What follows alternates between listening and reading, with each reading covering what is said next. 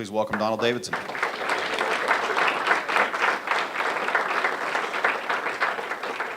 Well, thank you very much, and good evening, everybody.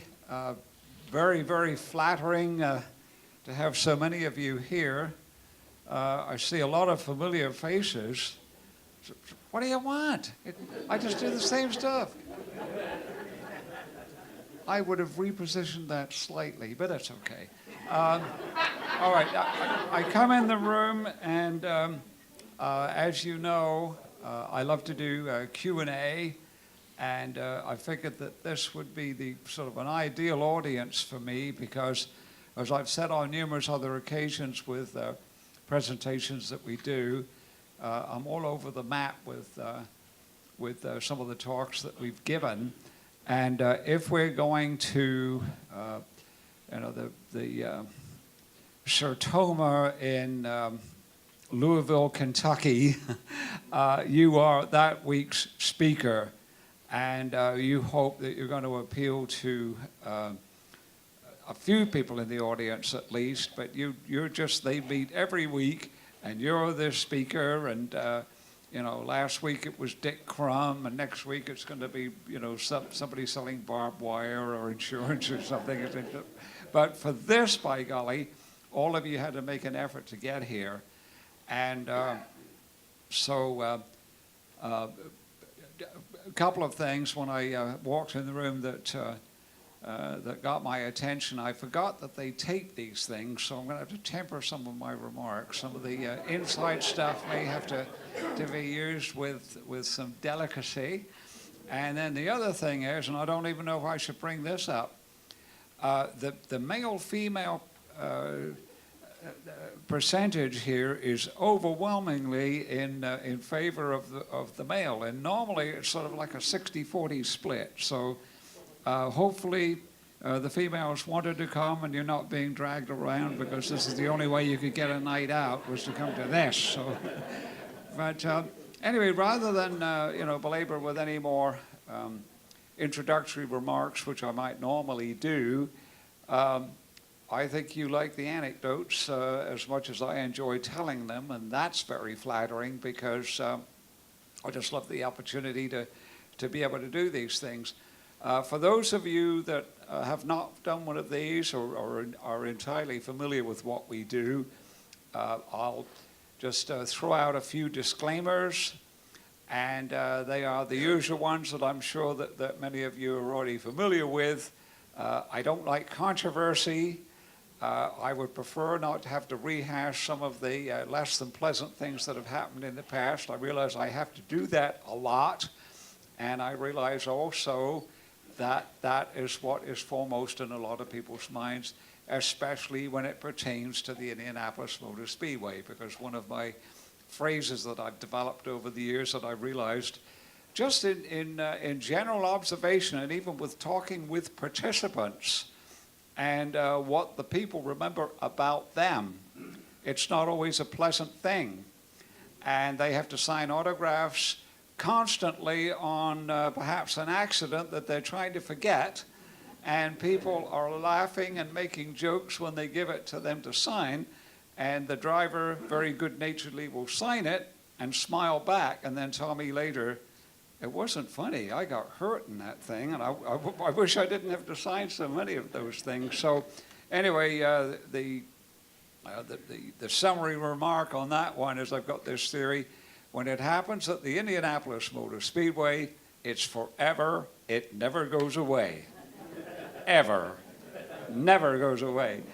And so I do not have a technical knowledge, and I would attempt to try and answer any technical question that you might have. It wouldn't be easy, but I do have a bunch of stuff that I have memorized parrot fashion, as I've probably discussed with many of you on an individual basis.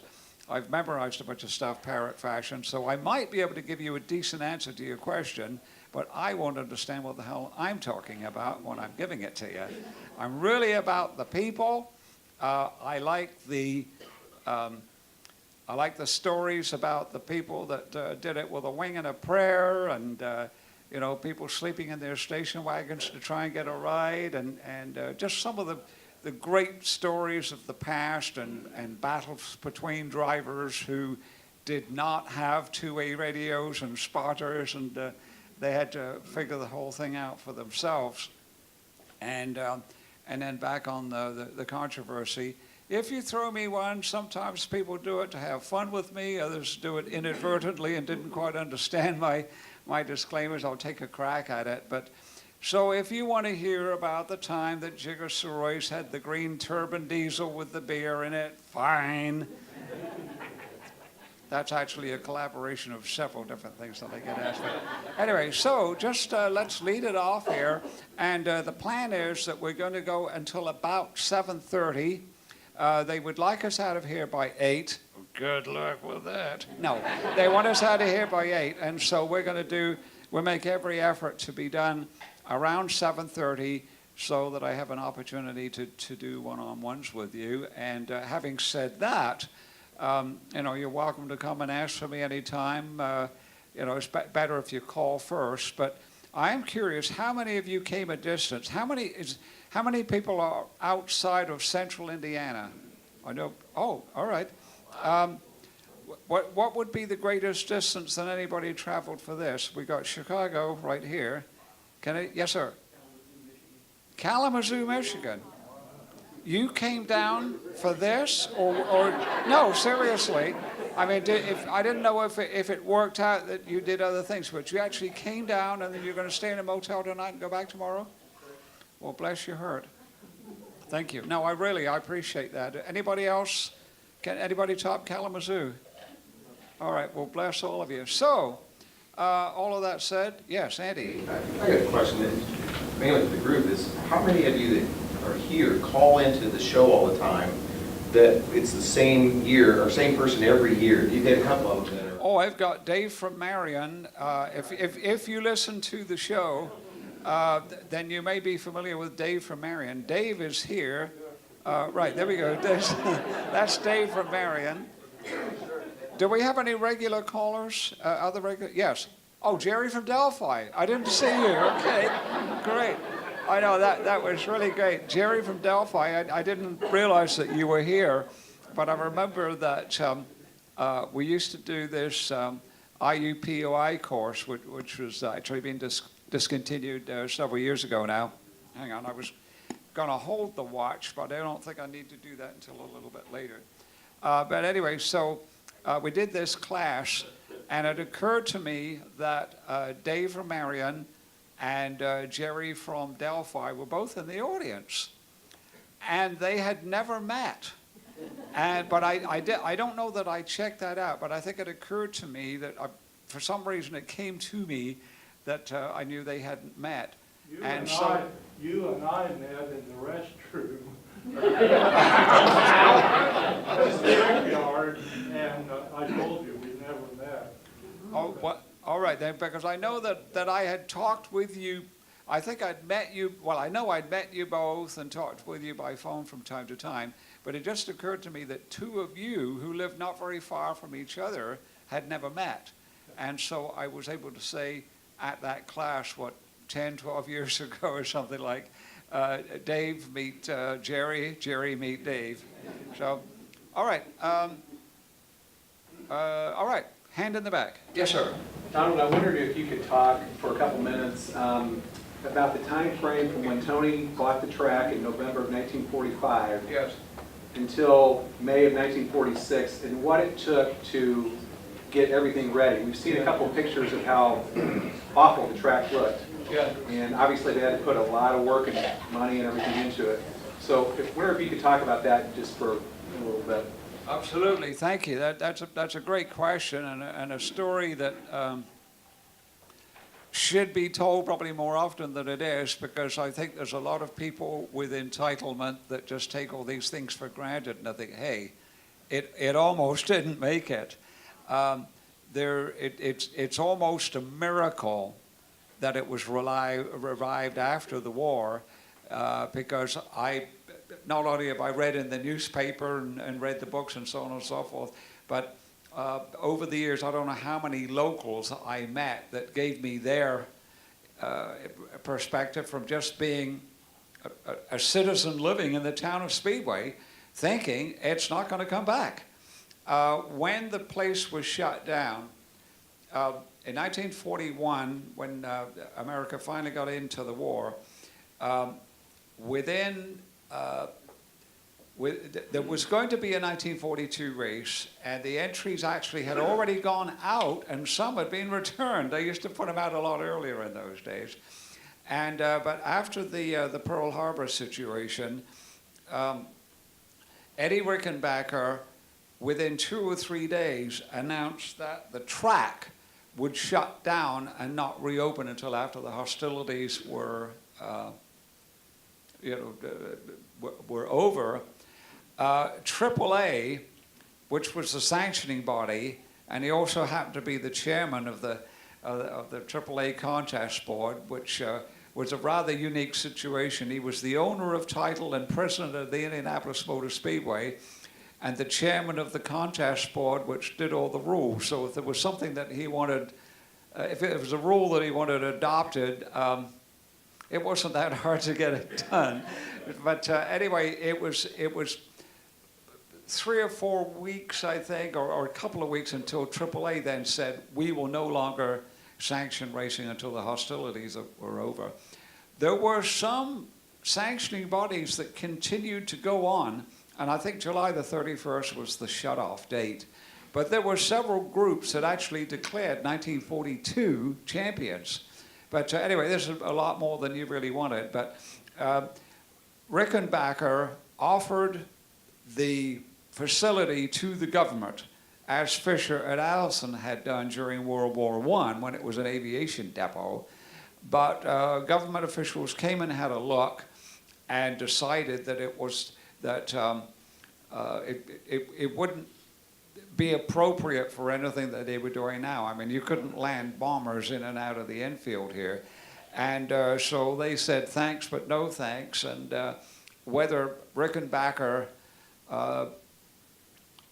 went into a little bit of a huff or not, which and not everybody would be happy to hear that, but that was known to happen. And I guess there's another little editorial I didn't really need to throw in. I will get myself into trouble one of these days. But anyway, so they just shut the place down, and pink slipped the people that ran it. That was T.E. Pop Myers and his secretary, Miss Eloise Dolly Dallenbach. And so they were furloughed, or whatever you want to call it, during the war. And Rickenbacker had one of his brothers, Al Rickenbacker, run the place during in the interim. They shut down the office. The Indianapolis Motor Speedway office was not on the grounds. It was at 444 North Capitol, which is a whole other different thing then. Everything was downtown. If you wanted to go if you wanted to do business with the track and talk about tickets or have any kind of a meeting, you didn't go to the track. You went downtown, just 4 blocks north of the circle, approximately. So anyway, they shut down that office, and then Al Rickenbacker came out here and managed it during the war from the golf course, which remained open.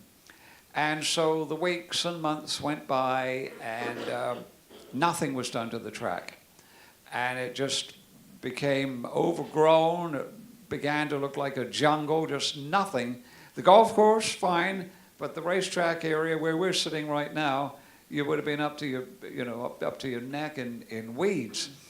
But as the war was beginning to look like it might be coming to an end, Wilbur Shaw, during the war, a number of drivers were in the military or attached to the military.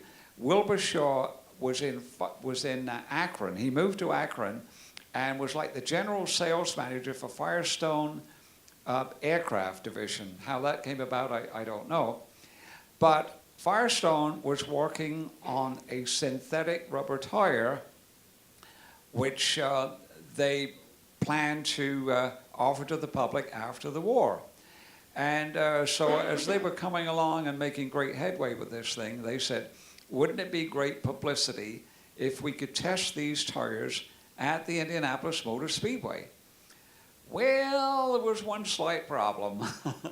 There was a ban. I think the speed limit, I think the national speed limit was 30 miles an hour, I believe. And there was competition of any type was strictly off the table. However, they were able to get permission from the government to come and do a test. And sometime which appears to be probably, we don't know exactly, but probably early November or maybe the second week in November, about 3 passenger cars came down and did some very leisurely laps at like 30 miles an hour or so. And then they wanted to do the other test, and they got permission to do that. November the 29th of 1944. Took a little digging to find that date, but there it was. And that is well described, although it doesn't give the exact date, in the Wilbur Shaw book, Gentlemen Start Your Engines, which has just been slightly updated and republished. And so Wilbur Shaw did a 500-mile test with the Firestone test car, which was a former Boyle Special. And anyway, the point of all this is that when they came to explore the possibility of doing the test, they saw that nothing had happened. They found out what the locals had known for years was that the place had just been let go for, by that time, what, 3.5 years or so, and it would be more. And I've had locals telling me, we just figured that as soon as the war was over, it was going to be a housing development. We'd go over there and shoot rabbits. Sam Hanks told me that he was stationed during the war. He was with the Army Air Corps before there was an Air Force, and he was stationed over in Dayton at, I think, what was Wright Field. It became Wright-Patterson, but it wasn't Wright-Patterson yet.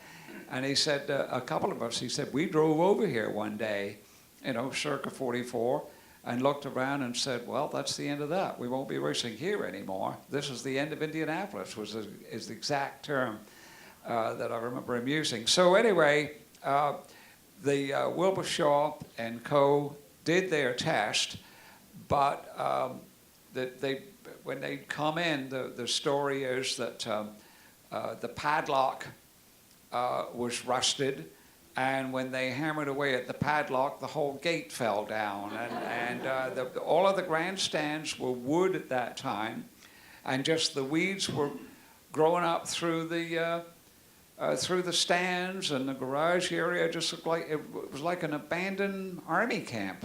The pagoda was boarded up, which they always did. From, I think, not too far after the race until the following spring, they boarded up. Well, that had seen happier days. And so Shore's, and I'm sorry, giving you a rather long version here, but Shore's immediate concern was, what the heck's going on? Well, there were rumors, every now and again there'd be an item in the paper that the 500-mile race, as quoting Rickenbacker, would be started up after the war when everything was settled. There was also a rumor that it might be sold, and there was I forget the exact numbers now, but anyway, the local American Legion was attempting to buy it. Now, I don't know how serious that was. If you talk to the American Legion, it was very serious. I think the reality is that they, over probably, some, well, I got to be careful what I say here. During casual moments in the evening, they may have fantasized about buying the track, and they went to Rickenbacker with not really an investigation, but to find if it might be for sale. And I think they must have discussed the price, and they wanted to see if they could raise it. Personally, it didn't happen. Personally, I think that they couldn't raise the money. Somebody just recently passionately suggested to me that Rickenbacker wanted the American Legion to have it because he'd helped found that organization. I don't know whether that's true or not, but that was suggested. I listen to all these stories and think them through. But anyway, so Shaw, on his next opportunity, went to New York because Rickenbacker lived in New York now, and he was the head of Eastern Airlines, and the office was in Rockefeller Plaza. And so Shaw went to see him. And this is another interesting exercise in what do you believe? When somebody tells you something or you read something, can you take it word for word? Well, I offer this up as an example. Get Rickenbacker's book and get Wilbur Shaw's book and read about the 1933 drivers' strike and also the selling of the track. And it's fascinatingly different versions of the same story. And Rickenbacker so much says that I've been looking around for somebody and I handpicked Wilbur Shaw as a logical person to get the track. I don't know about that, but I wouldn't say no, but interesting theory. Anyway, so Shaw went back. Apparently, the price was $750,000. That if he could raise that, he could get the track. In spite of Rickenbacker saying we're going to run it anyway, and so the thinking was, and I'm guessing on this. There are maybe those that know the answer, and I'm making a fool of myself by just suggesting what I've gathered over the years. It appeared that Shaw saw himself as the principal owner, but that he would have partners. And so what he did was to write letters, and I got to think how this was now. I think he wrote to it was either 25 people who would put up $20,000 each, or 20 people that would put up $25,000 each. And you can help me with my math here. The idea was raise $500,000. I think that works out. So presumably then, Shaw thought that he could get the rest, and that if he could get $500,000 from the 20 or the 25 partners, that they could, in the words of Al Blemker, swing the deal. Well, what happened was there were some people that declined, and it was a combination of wealthy friends of his and sportsmen and also companies. But he also, in some of the enthusiastic acceptances, he could read between the lines and see that they had their ulterior motives. And in Blemker's words, it was something like that. They didn't want there to be product exclusivity. They wanted the place to be run, y'all come. There would be engine specifications, but there wouldn't be an exclusive spark plug or exclusive tire or whatever. Times, of course, things changed, but times had changed. But that was the thinking then. So that kind of went away. And so he had a friend named Homer Cochran, and this is an interesting situation. I don't know if you'd call it a dilemma or not. And I'm sort of in a way not betraying a confidence, but I'm publicly giving out the name of this fellow who really didn't want his name bandied around. It's Homer Cochran, and in the book it's spelt with an E on the end, and there wasn't an E. But Homer Cochran was a local real estate broker. And he was a friend of Wilbur Shaw. And I wondered about that for years. How would Wilbur Shaw know this guy? Well, the answer to that one is that a very young man, Homer Cochran, drove dirt track. But he was college educated and continued his education, and at some point decided that maybe he'd be better in business and as a race driver. But he knew Wilbur Shaw banging around dirt tracks in like 1921, 22. And as many of you probably used to me saying, I've always been fascinated about who knew who when. And so that helped to connect the dots a little bit. Well, anyway, Homer Cochran said, how's it going along? Well, this happened, that failed, this happened.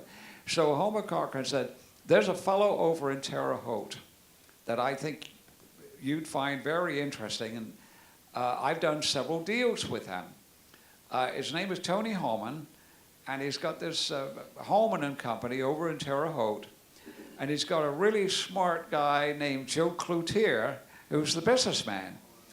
And then I'm also slipping in what somebody told me, that specifically 1938 was the year that apparently a very young Joe Cloutier came into a very young Tony Holman and said, you know, we've done very well with the company here. We've also got a lot of stocks and shares. We've got all these investments. A really good way, a really good business move is to look at businesses which have all kinds of potential, but they've fallen on hard times. Buy them, build them up, sell them. And he said that Tony Holman's been doing that.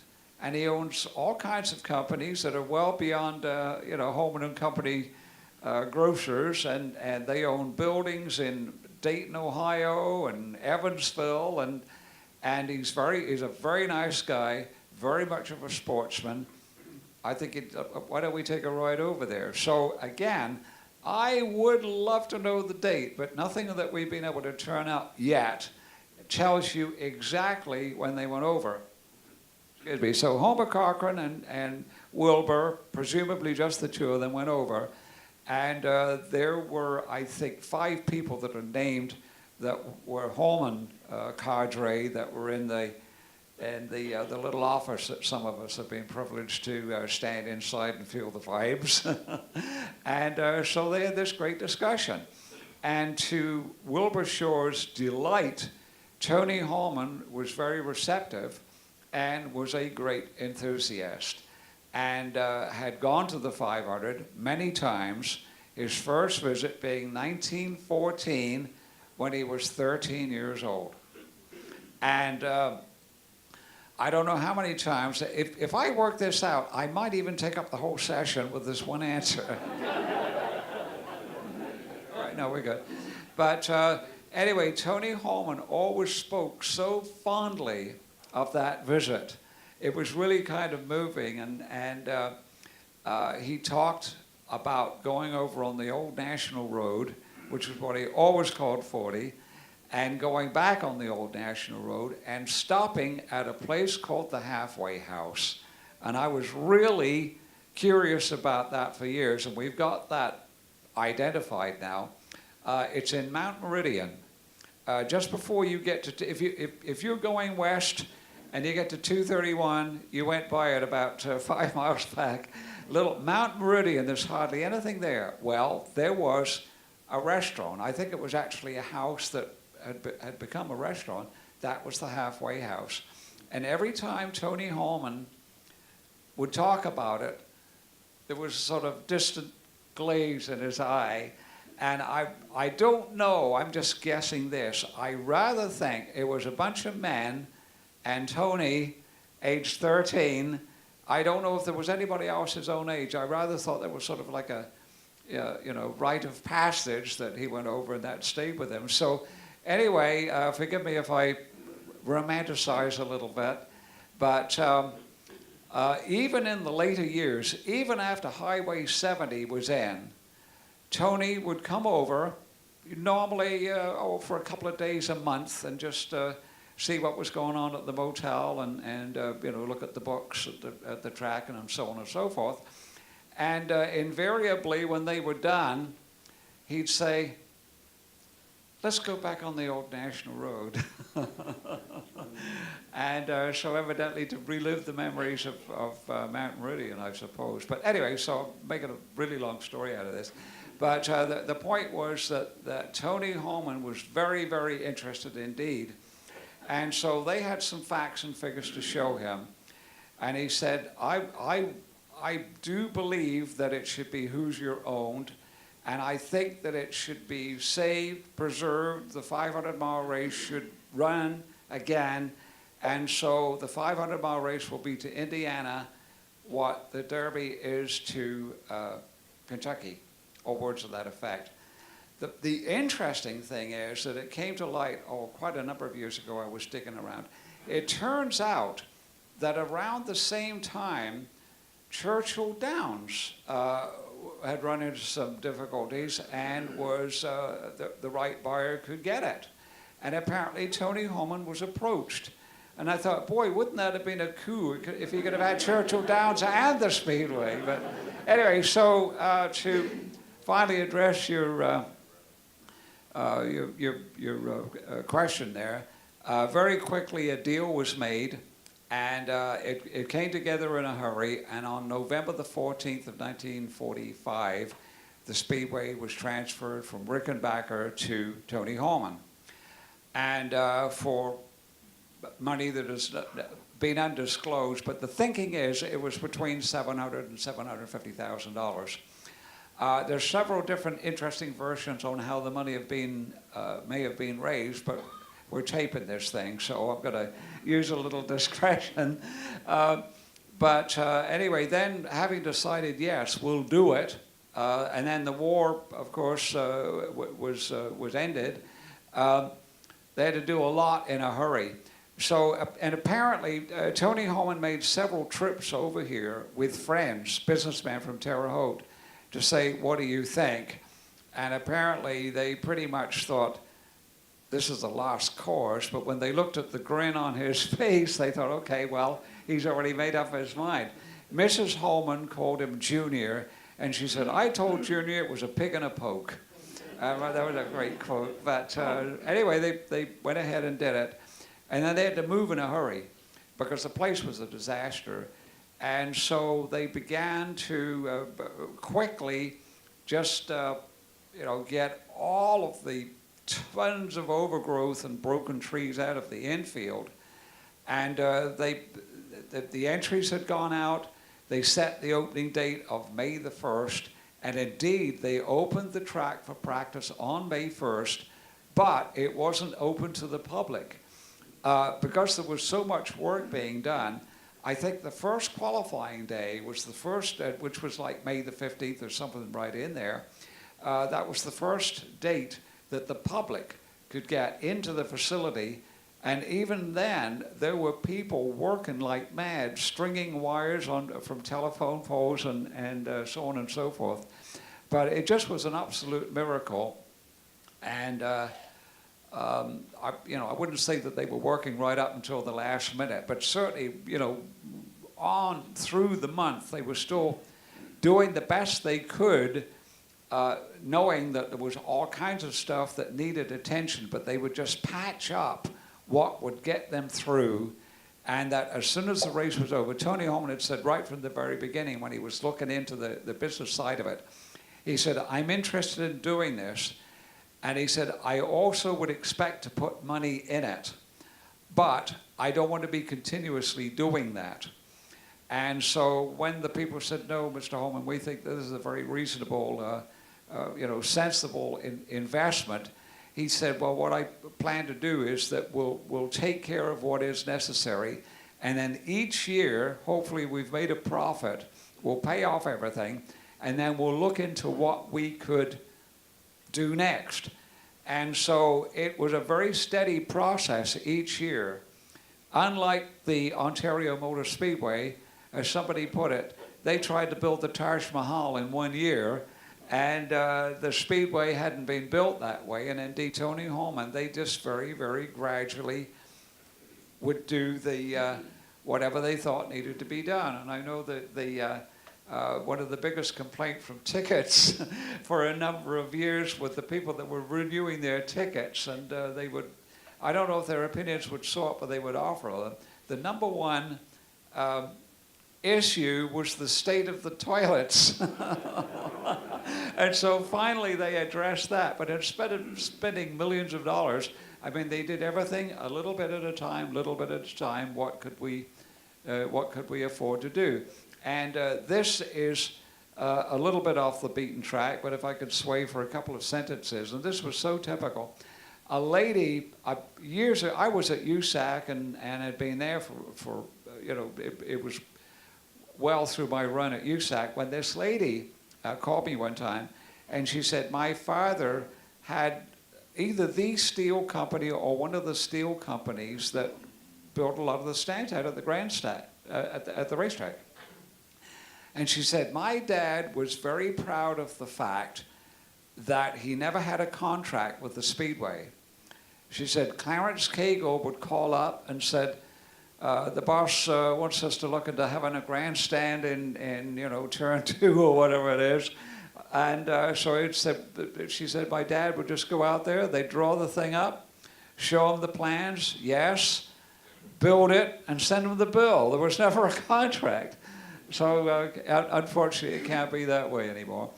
But they got it done, and the thing that just completely overwhelmed them was the size of the crowd. There was concern that because humans are creatures of habit, that down for 4 years, or 5 years rather, that they may have got into the habit of not going.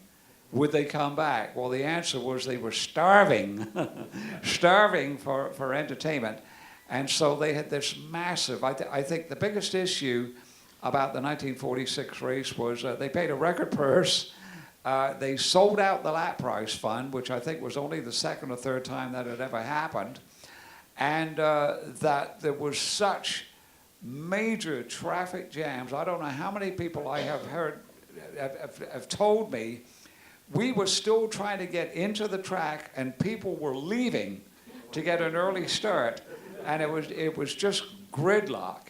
And so as soon as the race was over, they thought, well, we need to get a traffic pattern. And so that was addressed, and each year they would address something else. But it's a miracle. It could have not worked, but by golly, they hit a home run. And I think all of the locals were pretty much astonished because they could see that it was rejuvenating, but for several years they thought, it's over, we're not doing this again. And so I think that's a lengthy story, but I think that maybe some younger folks should see film off the track during World War II and just don't take it for granted. It almost didn't happen, and by golly, we wouldn't be doing this. How many of us would never have had a career, or at least the career that we had, if it hadn't been for Tony Holman and Wilbur Shaw buying the track and saving it? All right, I hope that wasn't too much of a lecture. Anybody got a second question? A few years ago, I read a book about Boyle and the 1939, 1940, Indy 500, and I think it was Wilbur Shaw and the Maserati. Could you talk a little about that? He was this big labor union boss in Chicago. I thought it was fascinating. All right, there was a book done about Mike Boyle, which I don't totally agree with it. And supposedly he was a gangster, he was a businessman, and he was the head of the IBEW, a branch in Chicago. And I know that the city officials never cared for him. There are those that think he was the greatest thing that happened to Chicago. Why would I be looking at you when I'm saying this? But anyway, he was very, very successful. But there are those suggested that he was on the make a little bit. He was the guest of the government a couple of times, and when he passed away in 1958, I think the Chicago Tribune ran an obituary with some reluctance. I think they would have just as soon not recognized him, but so he was always at loggerheads with city officials, but the union people just loved him.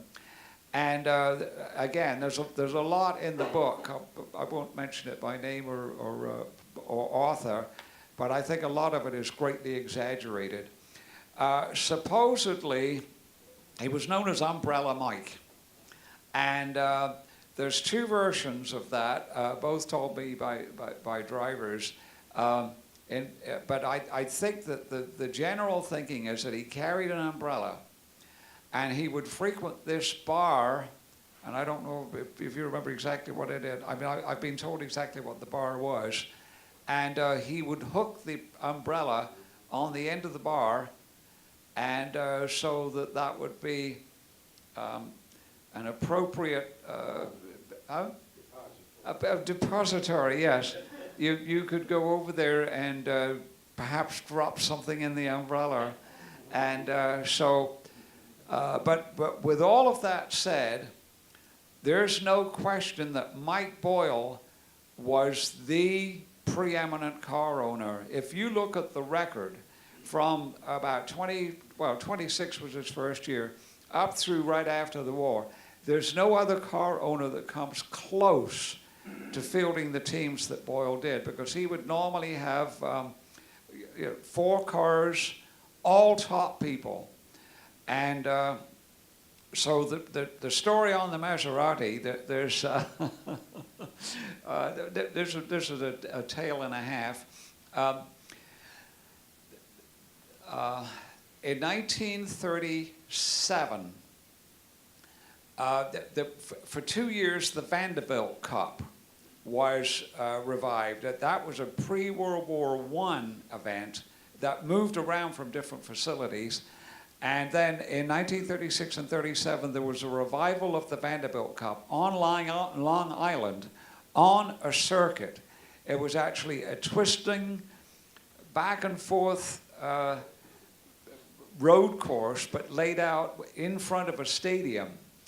And so leading Europeans and leading Americans participated against each other in these races in 36 and 37. In 1937, in 36, I think it was in September, and then 37, I think it was July the 5th. So Wilbur Shaw had just won the Indianapolis 500 with the car they called the pay car, and he took it up there and crashed in practice. Now, they kind of followed the Indianapolis 500 lines a little bit in that they didn't do everything in one day as the typical championship race where you'd show up, hot lap, qualify, miss the show, or make the show, and then run the race all in the same day. The Vanderbilt Cup had qualifying, I think, over 2 or 3 days, and then there was a day off, and then the race. So Wilbur Shaw crashed in practice. They went ahead, and I think they had 40-something cars, but they took the fastest 33 qualifiers. And the 30th starter was an Italian driving a Maserati, and his name was Enzo Fioramonti. And Enzo Fioramonti was almost like he was made up in the movies. In fact, he ended up in the movies. He was an Italian sportsman. He was a boxer, and he came to the country because I think he was either a middleweight or a light heavyweight, but he was also very successful at fencing and equestrian sports. So we weren't talking a thug. We were talking a man of great skill, and also had great success with the ladies. And he had a lady friend who was the very young widow of John Jacob Astor, who had gone down in the Titanic. Now, there'll be a test at the end of this. All right. So she was considerably the John Jacob Astor's junior, went down on the Titanic, and now she was being courted by Enzo Fioramonti. And again, it sounds like a movie script, but somehow or other he had talked her into buying him a Maserati from her New York, plaza or whatever it was. Can you make this up? Well, you could, but this happened. And so I don't know that he'd ever raced a car in his life. He may have, but he wasn't a major race driver. And so the organizers thought, wait a minute, if we could make an arrangement to get him out of that car and put Wilbur Shaw in it, it'll make tomorrow morning's, the Sunday papers tomorrow, and that'll be great. Maybe we can get some people out here because they'll come out and see Wilbur Shaw in the race. So indeed, that happened. So Wilbur Shaw finishes 8th, back a little way, but Mike Boyle, who was always looking for the edge, came over to Shaw. Now, Shaw had not driven for Boyle up to that point. And he said, how is it? And Shaw said, this is a great car. And they talked about it a little bit more, and he said, if I had something like, he said, I could win Indianapolis with something like this. So Boyle said, well, let's get one. And so an order was placed to the Maserati factory for the 1938 500. And over comes a Maserati, but to their dismay, the engine displacement size was wrong. They wanted a 3-liter, 183 cubic inches, and this was a 1.5-liter, 90 cubic inches. And it was supercharged, but they immediately determined, this won't do it. And so Cotton Henning, H.C. Cotton Henning, was the chief mechanic. And so they decided, I don't know if Shaw ever drove it in practice or if they bought it out here for a test or what, but it was quickly determined, this doesn't have the power to win, but we've got it. We made the deal, let the buyer beware. We'll put Maury Rose in this car, and Wilbur decided he would drive what he called the pay car again. And so they did that, and I think Rose was running fourth for a while and then dropped out, and then Wilbur was second with the pay car. With the pay car, it was right the first time. So shortly after the race, they put in an order now for a Maserati for 1939. And this time it was decided that Cotton Henning would go over to Italy and look it over good and then bring it back, which he did. And so it was the 3-liter, and they got it back here, understanding that they had purchased a new car. Well, as a matter of fact, it had run in the 1938 Italian Grand Prix. I don't know whether they placed the order yet, but in September of 38, a fellow named Gianfredo Zahenda had driven it in the Italian Grand Prix at Monza and crashed it, and they repaired it and probably thought, the Americans won't know. They'll think it's a new car. We won't tell them. And so the thing shows up, and Wilbur Shaw proceeds to go ahead and win the race. And then the next year, and then, darn near, it wasn't that far off from winning it for 3 years in a row, which nobody's still done to this day. He would have been the first 4-time winner and the first person to win 3 years in a row, which, as I say, the latter still hasn't been done. A wire wheel collapsed at the 3/4 mark while Shaw was leading by 2 laps and hit the wall right out here. And isn't that great when you do talks here? You can point to where the things happen. So anyway, that is probably the short version. And I did throw in some details, but there's more. Enzo Firamonte stayed in the United States and actually appeared in several films. He has a speaking part in Quo Vadis. So whether you're a film buff or whether you are not, Enzo Firamonte appeared several times and sort of became like a fencing instructor, but did stunts and actually appeared in several films. But I sat up in the photo department about 20 years ago with this guy, and we went through all of this. And he said, so he actually went through all of the details, and I was nodding in agreement. And he said, so if you go back to the very beginning, my theory is if John Jacob Astor hadn't have gone down on the Titanic, none of this would have happened. But anyway, so boy, I'm giving away all the key stuff, and now it's going to be online. I won't get to do any talks anymore because people are just going to watch these. You won't have to do anything. But anyway, there's a lot more to that. But in defense of Boyle, and I'm not saying that he was a choir boy, he was the guest of the government a couple of times. But from a racetrack and a car owner performance point of view, if you look at the record, there's nobody else close. I mean, he was Penske, before you had Penske, as far as getting the very best, or a Ganassi. Oh yeah, there is one little thing that when I was told this, I didn't believe it at first. Cotton Henning, in fact, a couple of little Cotton Henning stories. He's from Independence, Missouri, and he knew Harry Truman as a young man. And apparently Harry Truman owned a car, was it a Stearns, I think? Anyway, he used to come to this dealership to get the car serviced, and a very young Cotton Henning was in the service department.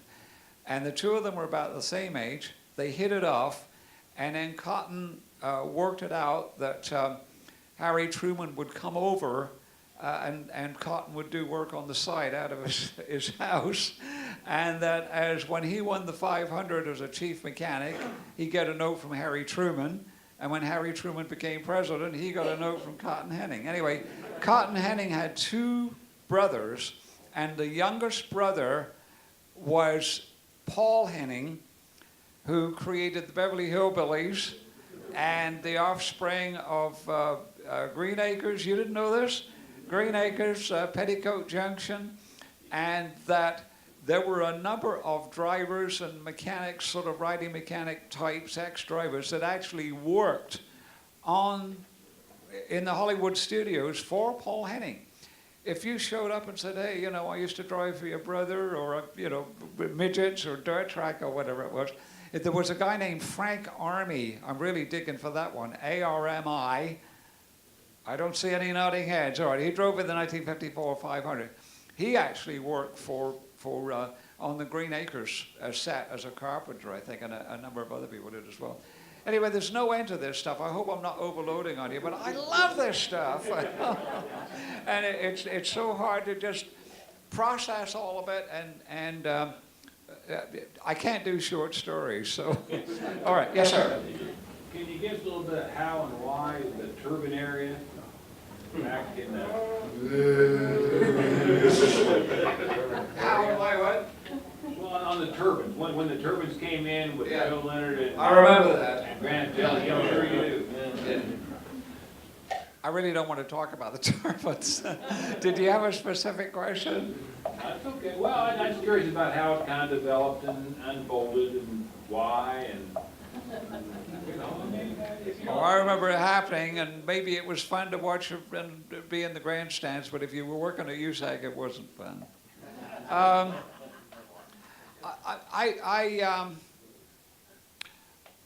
I could give you an answer, but I couldn't really give you a short answer about the hows and whys and why they didn't let them run, or why they kept changing the specs so that they no longer... I'll give you a couple of lines, but and I mean I could have done half an hour on this, and I don't really want to do that. How are we doing? Yeah, okay. The turbines were encouraged because there was a time when life was very different, and the specifications were a lot. There was a lot more freedom. I remember one time I used to proofread the USAC rule book, and I think there was about 7, 8, 9 different opportunities that you had at one time, because you had the typical racing engine, turbocharged or supercharged, and then non-turbocharged or supercharged. You had stock blocks, supercharged, non-supercharged. There were different clarifications of stock blocks. They even had specs for a Wankel or Wankel. They actually had the specs were in the book, and nobody ever did one. And I don't know if there was any steam in there, but I know that was discussed. But anyway, so turbines from around 1950 were encouraged, or thought that that would be the engine of the future. Well, nobody did one. No turbine was actually entered until 1961, and there's asterisk by that one. The first turbine that actually ran at the track was a car that was not entered, but appeared on practice days and qualifying day. It was the car that ironically had been owned by Granatelli in 1950, that Pat Flaherty drove, and Adaptation drove it in 51. Jim Rathman was second. If you look at the photographs of the car that was second in 52, the Granker Win Oil Special, that ended up with Firestone, and or did Firestone own it? I think it was a Firestone test car, but I'm not positive about that. But it ended up at in Kansas somewhere, at an Air Force base, and under the Strategic Air Command, General Curtis LeMay was a big racing fan. And so under his, with his permission, a Boeing turbine was placed in this former Granatelli chassis. They brought it to the track in 1955, not as an entered car, and Henry Banks drove it in practice, and it was just really a curiosity. And I think probably Carnegie said, you know, this is the engine of tomorrow, or something like that. A look into the future. I don't know, I'm just guessing that. But that's all it was. And so the years went by, and in 1961, a turbine was entered. It was also a rear engine car, and this one gets a little bit tricky, and you can paint yourself into a corner. Or you could not bring it up in the first place, Donald.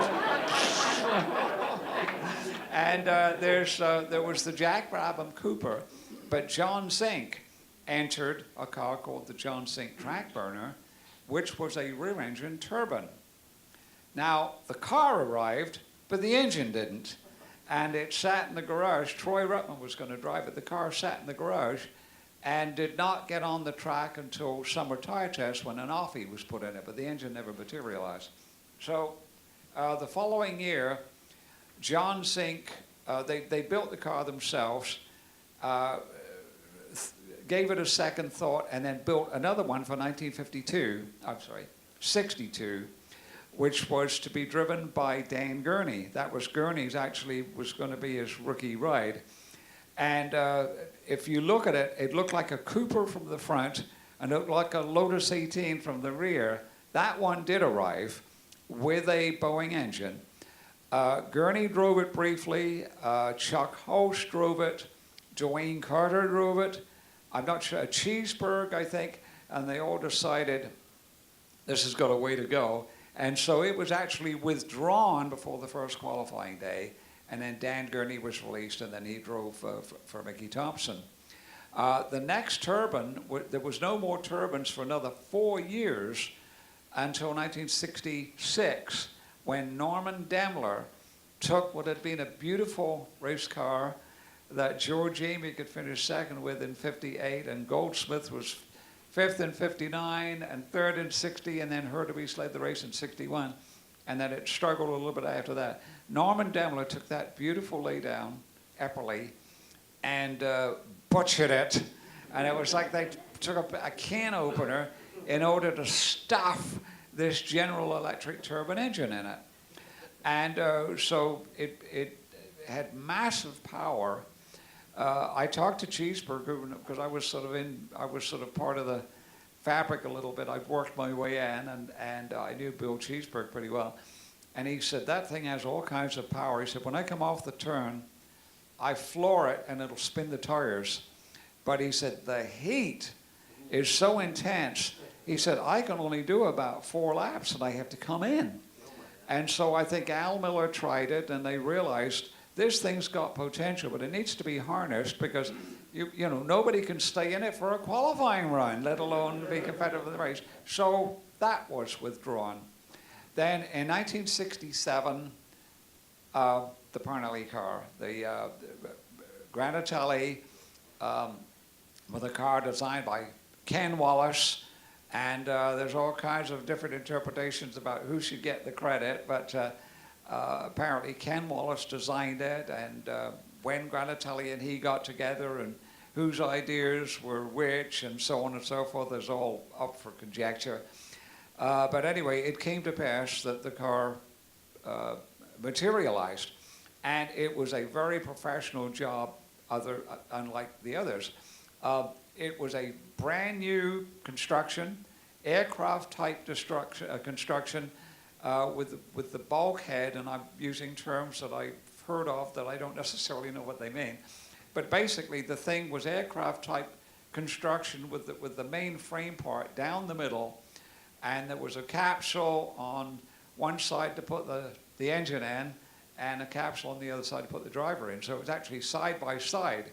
It wasn't front engine or rear engine, but it was 4-wheel drive, and SDP dumped a bunch of money in it. Firestone put a bunch of money, and Parnelli was the driver.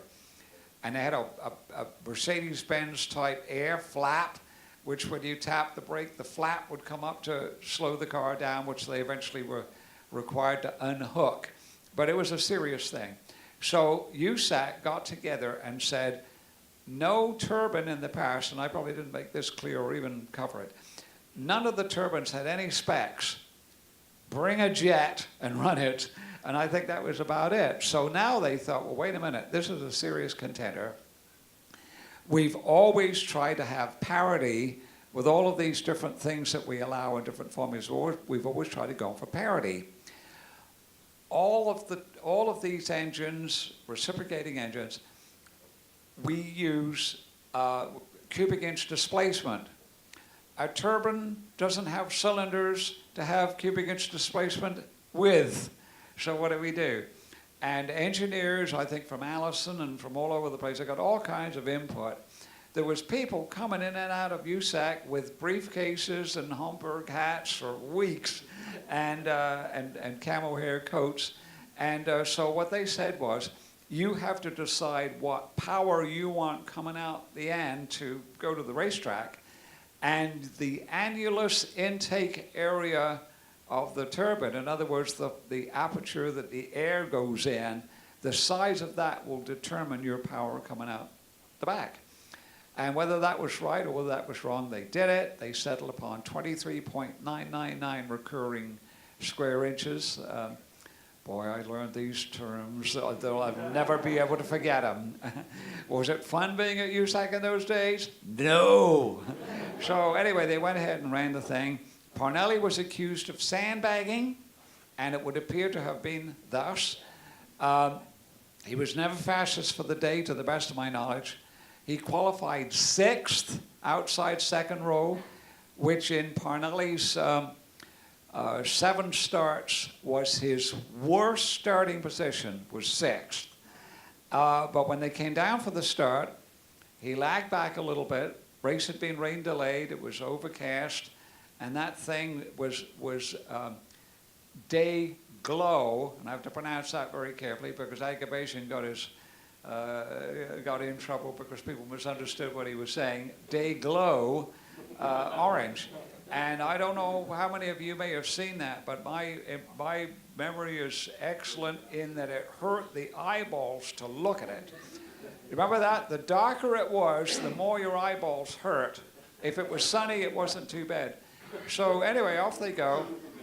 And at the end of the first lap, Parnelli had this huge lead, many, many, many cars lengths.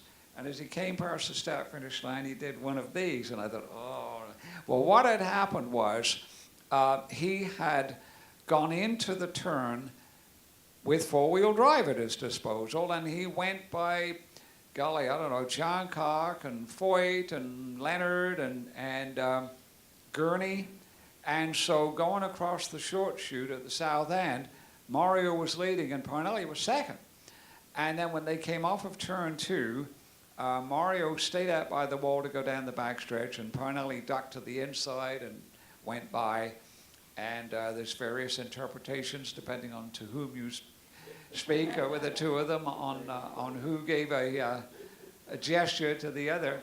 But anyway, so Parnelli, and then the race was stopped after 18 laps, so I'm throwing a bunch of stuff in here. And then it was delayed till the next day and finished. Parnelli broke down with 3 laps to go, or 3.5, 4 laps to go, because of a rear end bearing failure, and was out of the race, within basically 3 laps of winning it. And and got a huge amount of publicity out of that thing. But when the thing was over, there was concern that because it had clearly been the dominant car and it was an engine-related problem that caused it to fall out, maybe the specifications should be looked at for the following year.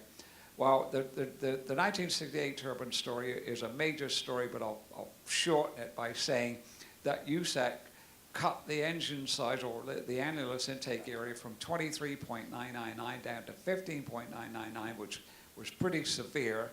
But Granatelli sued USAC in the spring of 1968. and I think it was Richard Nixon's law firm that he used. So, you know, there's a lot of stories out there. Don't run for Supreme Court. So anyway, the day that Granatelli lost the case in March of '68, I think it went on about 3 weeks, and he lost the case. These new turbines had already been ordered, and Jim Clark was at the Speedway with one. And Granatelli left the courthouse and actually came out to see the new cars running. It's quite a drama about what happened with the drivers during the next few days and weeks, but the bottom line is that Joe Leonard and Graham Hill sat 1-2 on the grid with the cars that were supposedly not going to be competitive. And although Bobby Unser did lead the greater part of the race, with a late race yellow, Leonard was leading. And when they came down for the green, I think with 9 laps to go, Leonard was leading. And then had an engine failure. We're told it was a flame out or a broken fuel shaft or something. And he pulled over into the inside of turn 1 and was out. Granatelli then ran the turbines for the rest of the year at Milwaukee twice, Trenton, Riverside, Raceway Park with Leonard, and maybe a few more. But anyway, it was sort of like the farewell tour, because he said, we're not doing it next year because the specs had been cut again to 11.999. Whether that's fair or not, I'm not going to say. But there were turbines in '69 and '70, but they were not competitive. I won't do a big dissertation on that. But I didn't care for the turbines. In retrospect, they were good for the sport. And I realized, I knew Granatelli from 1964, and he always was, always very, very good to me. And I think he knew that I didn't like his cars. But I realized that when they had those massive crowds at Milwaukee, massive crowds at Trenton, with curiosity seekers that came out to see the turbines, and maybe couldn't even tell you who was driving them. But the very fact that they came, they may have liked it and come back. And so, I think potentially it was great from the sport. But the final note on that, and there's a lot more, but I just found this out recently. Very interesting theory. I was talking with Parnelli, and this was only about 2 years ago. And he said, I wasn't sandbagging. I said, well, that's sure, that's what everybody was saying, and it appeared. He said, no. He said, we basically made very few changes to the car. He said, when we came to the track, we were running a race day setup right from the very beginning. And he said, we did that for 2 weeks of practice, and for qualifying, we qualified with what we were going to race. And so when everybody else was going for speed to either win the pole or make the show or whatever, when you're qualified, then you detune everything to then go for longevity. And he said, we were just doing the basic thing. Now, I've never gone back to check lap times or anything, but according to him, it was an illusion that everybody else on race day was going slower. It just looked like he was going so much faster than everybody else. I don't know if anybody would buy that theory or not. But anyway, it is 1:15. And we were to curtail this at around 7:30. So I hope that was okay. I didn't want to answer that right now, but I'm so sporting that I went ahead and did it anyway. But part of the reason is that to do it fairly takes a while. I can't, it wouldn't be fair to do it in 2 or 3 seconds. Or I might just sort of use a term that might seem that I hadn't really given it any thought. So if it's okay with you, I want to keep going. In fact, I don't want to stop. But if we could make the next few questions something that hopefully would require a shorter answer. All right, I'll take the lady first and then go next. A little history of Maury Rose. History of Maury Rose? Boy, why didn't you ask me that 10 minutes ago? Okay. Maury Rose was a very interesting guy. in that he had a reputation for being snappy, not one for exchanging pleasantries, and as the British would say, did not suffer fools. And I knew about that, in fact, from a personal point of view. I met Maury Rose in '64. And when somebody said, oh, you've got to meet Maury Rose, I was a little apprehensive because I didn't want to be somebody else that was annoying him. He was great. And over the years, I found him to be, he was very direct, abrupt, but very funny, and had a marvelous memory about what had happened to him, about other people. So he became a wonderful source. And I wouldn't have time to do a lot of them now, but I mean, his version of 1947, to hear Holland's version and Rose's, I mean, maybe I could do a quickie in just a little bit. But anyway, the thing about him is that he was a little tiny guy. He referred to himself as a runt, and he analyzed himself. And he said, I think one of the things that made me such an aggressive driver was just basic, what was the term he used? I had it and it's gone now.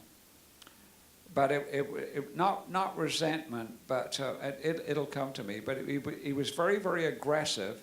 And he said that came from being a little runt in school and people bullying him, and the fact that he sort of had to overcome this and fight his way out of the bag, and then did it through racing. So it was like Popeye. I mean, he was a little tiny guy, but a massive upper body. And if you saw him walk, even in the later years, I mean, he walked like Popeye. But anyway, through most of the time that he was driving race cars, he had a job. He was an engineer. And when he was driving dirt tracks, he wouldn't have been able to, I don't think, although there were those that were able to hold a job down and race 50 times a year without the aid of air transportation. But towards the end, he would cut back and had jobs while he was racing. And so he worked at Allison's for a while.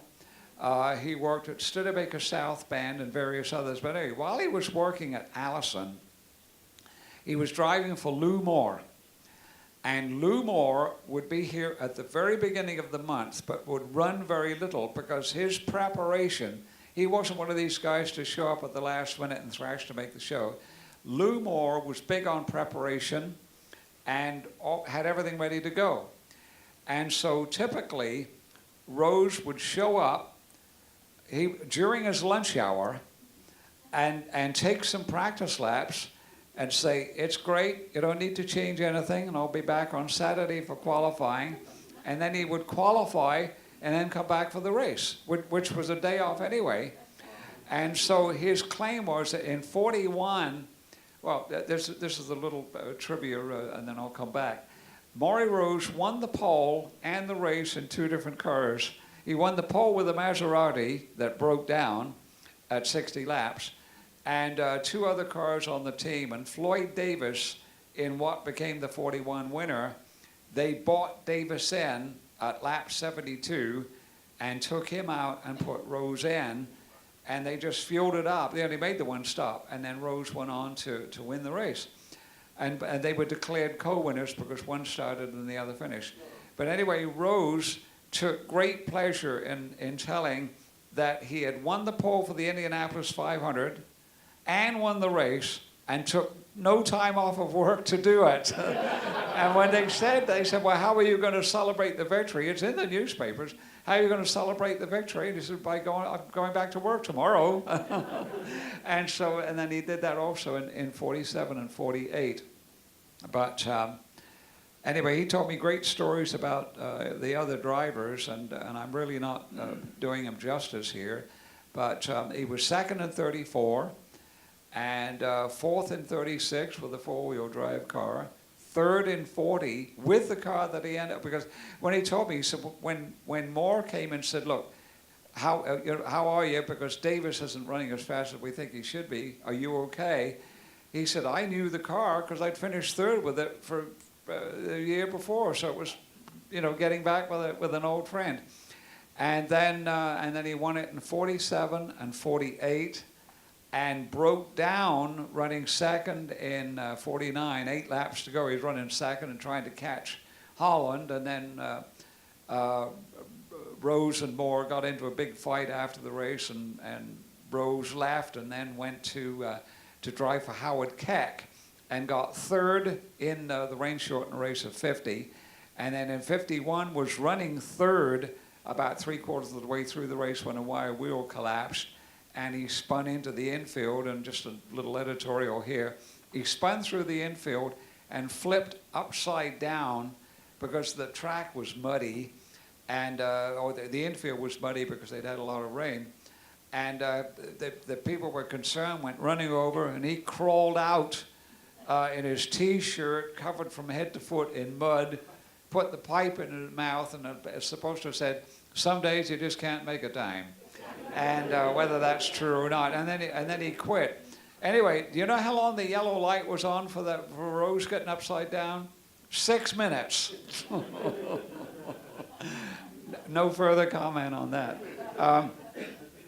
But anyway, no, he was all business, and he'd come into the USAC office because he knew Henry Banks, and he did a couple of tests and so on and so forth. But what a privilege to have him come in and sit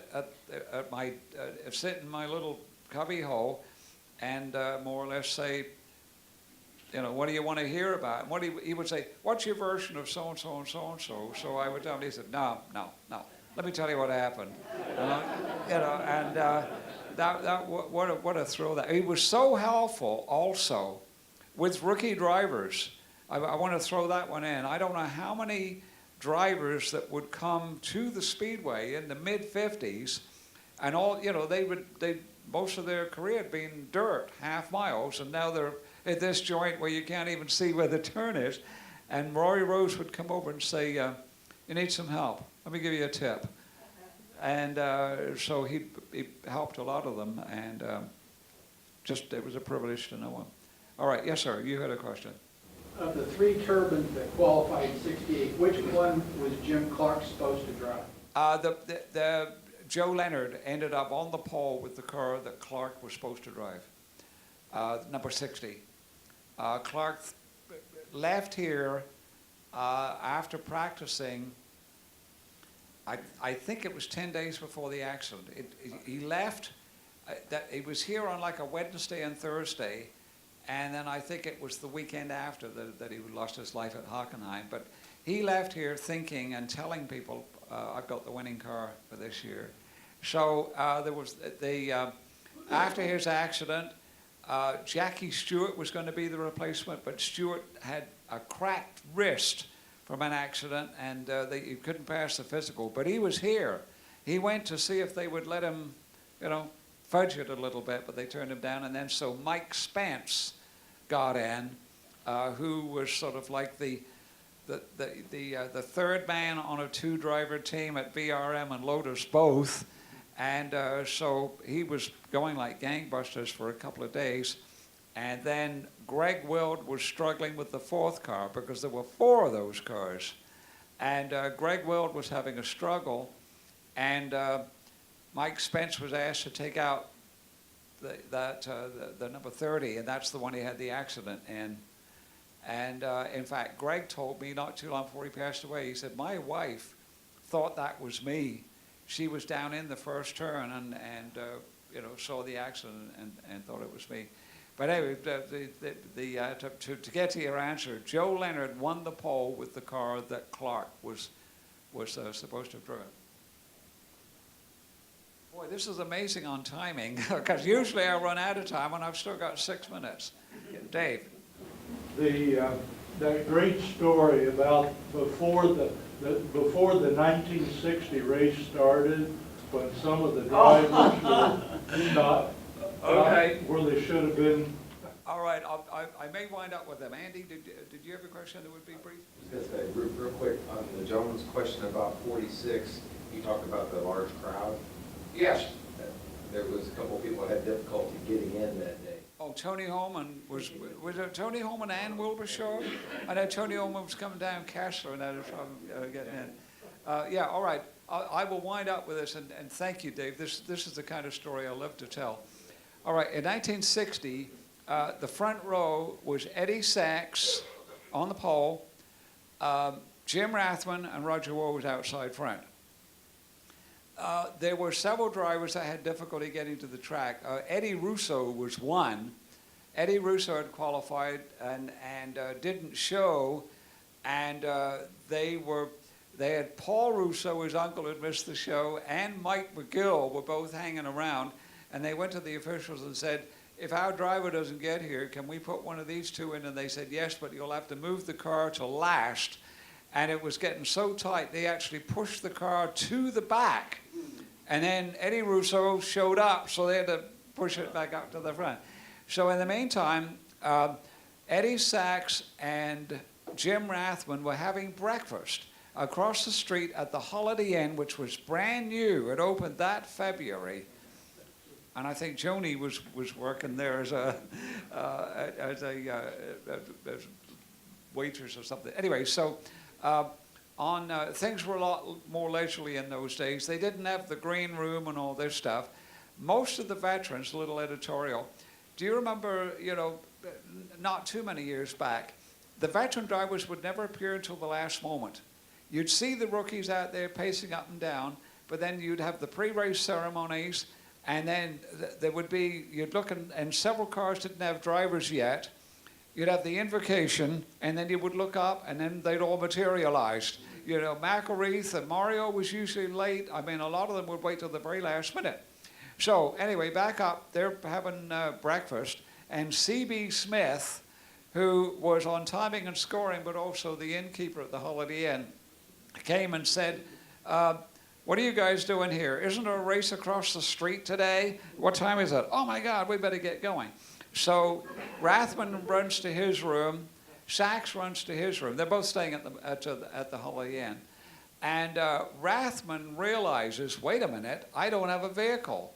He said, I had keys to, I think he said 5 or 6 vehicles, but he said I'd loaned them, and I've realized, wait a minute, I don't have a car to drive. And so he set off on foot. So he comes out the front door of the Holiday Inn. Tunnel 2 wasn't there yet. The tunnel was over underneath turn 2. So Jim Rathman had to walk and trot east on 16th to the tunnel under turn 2, and then finally made it over to the garage area. Sachs went up, put his Dean Van Lines uniform on, his wife was there, and then he realizes, wait a minute, we don't have a vehicle. How are we going? So they ran out onto 16th Street, and a motorcycle cop with the sidecar pulls up, and whether Sachs waved him down or he sees his Sachs with a Dean Van Lines uniform, so the cop pulls up. Sachs gets in the sidecar with his wife in his lap. And thanks for asking the question, Dave. This is what I should have been doing from the start. Anyway, so they go over to turn 2, and they realize, wait a minute, she doesn't have a credential or a ticket because we gave her ticket to her dad last night. So anyway, they talk their way in, and so they get over to the garage area, and then Sachs tells his wife, it's just, I've got to go in through the garage here and go out to the pit, so just meet me at the fence, and I'll see you in a few minutes. So in the meantime, Roger Ward, who'd won the year before and used to live just down, not far from Lafayette Road, now had a new house up near, is it Broadmoor Country Club? I think it's Broadmoor. Anyway, so it's a new area just south of 56th Street with, to me, the greatest address for a race driver. Roger Ward's a hero, okay? He lived at the corner of Lancelot and Galahad. Is that a hell of an address for a race driver? So anyway, that's where they were. So they're driving down Kessler, and they get to 30th Street, the traffic's all backed up. And I guess they're coming across 30th Street, and he finally says to his wife, look, slide here, I'm going to have to, you'll have to drive, I'm going to have to set off on foot. And so off Roger goes, trotting west on 30th Street till he gets to Georgetown, and then down towards Gate 9A, just above 25th Street. And just as he's trotting through the gate, here comes John Conkle with the ambulance and says, Roger, you need a ride? And so, yes. And so the front row, okay, Rathman had to walk from the Holiday Inn across to the garage area. Sachs arrives with a motorcycle and sidecar, riding in the sidecar with the wife in his lap. And Roger Ward was delivered in Conkle's ambulance. And then Roger and Sachs led the race but dropped out. And then Roger and Jim had this fabulous battle, back and forth, back and forth. You know, this wasn't just a few laps. This was 250 miles of two guys, and I'll end up with it on this editorial, back and forth and back and forth and back and forth, outfoxing each other and doing their own thinking. There's no two-way radios, there's no spotters, there's no lines and lines and garages full of people on computers figuring out strategy. It's two guys reading a pit board, watching the tires and figuring out the rest of themselves. Anyway, I'm surprised that we were able to shoehorn all of this in. Thank you so much. With reluctance, I'm going to put the brakes on here, I think at 7:32 or something, so not too bad. And then we need to be out of here by 6, but I'll be happy to spend time with you, answer your questions. If you're local, you can come and see me anytime. Give me a heads up because I'm in and out a lot. If you're a little further afield, then by all means you can call me. I know people are very surprised when they call and I answer the phone, but that's the way it's always worked out. So anyway, bless all of you, and we'll see you next May. Thank you.